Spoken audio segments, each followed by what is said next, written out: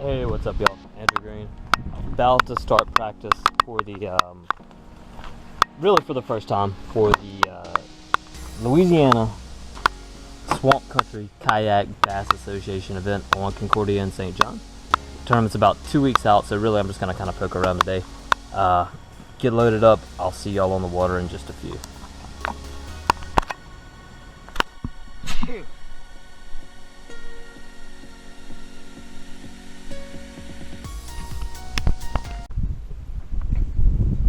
Hey, what is happening, everybody?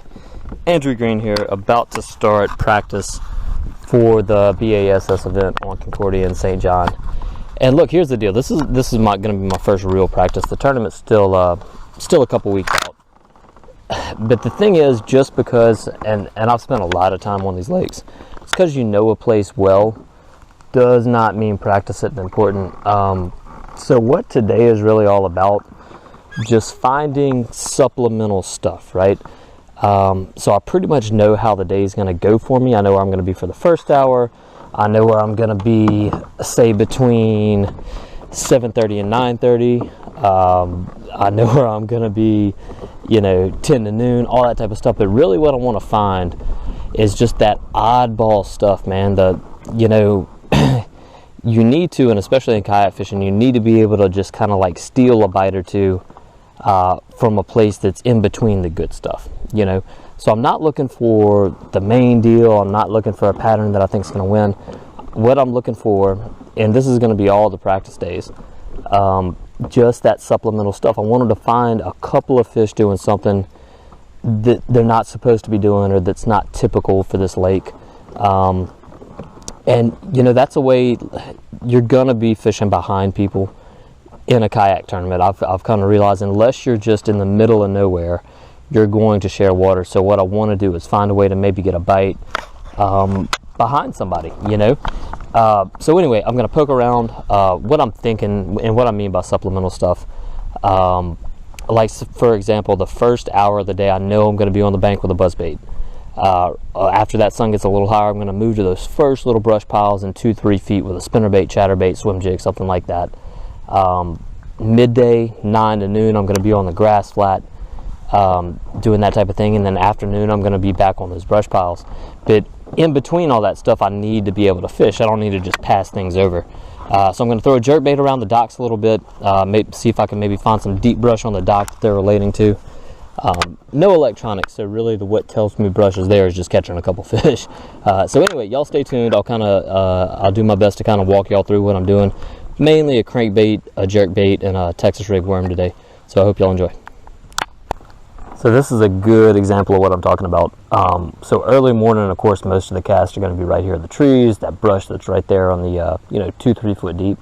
But if I make another pass in the afternoon, I want to be able to make that cast and find something. If I can find one little piece of brush out there, maybe a stump or a log, just something that would hold a fish that isn't just obvious. That's how you pick up those extra couple of bites a day. And here's the thing, dude, it's very time consuming. I don't know if anything's there or not. With no electronics, I've got a cast to find out. Just came across one piece of brush right there. That was good. Still kind of close in there. So I'm just throwing one of my all-time favorite crankbaits. Absolutely love this thing. Rapala OG Slim 6, the Odd Defoe design. It looks simple, but dude, this thing is absolute money. I'm telling you, man, for late August, this is a good afternoon to be out. Got a little breeze. You can kind of like feel that transition time of year. It's almost September. Humidity's just a little bit lower. It was 94, 95 on my way up, but it's still comfortable out here on the water. Especially when you're in these little shade pockets. That shade is the absolute deal. I really like that Slim 6 for this, because that's just that depth zone that I'm wanting to find. I don't want a 10. I don't need to be digging in the bottom way out there, but if I can find good stuff in that 5 to 6 foot range, there's a fish. Oh, that's a big one. That is a good bass.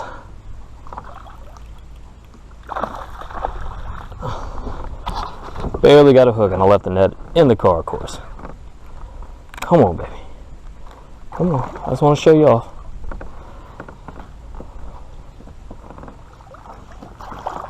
One hook in the top of the head.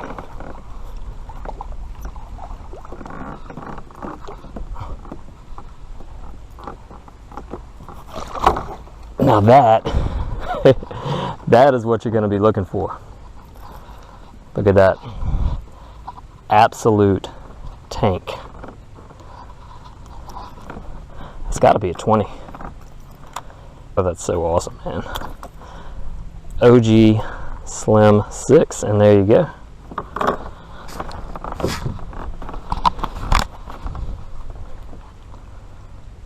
Beautiful fish. Look at that mouth.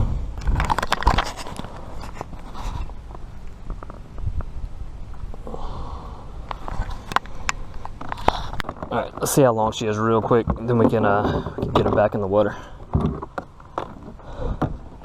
So that was a good example of a little supplemental deal.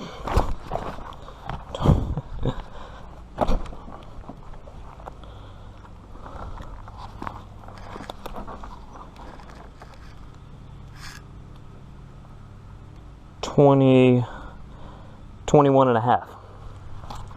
21.25.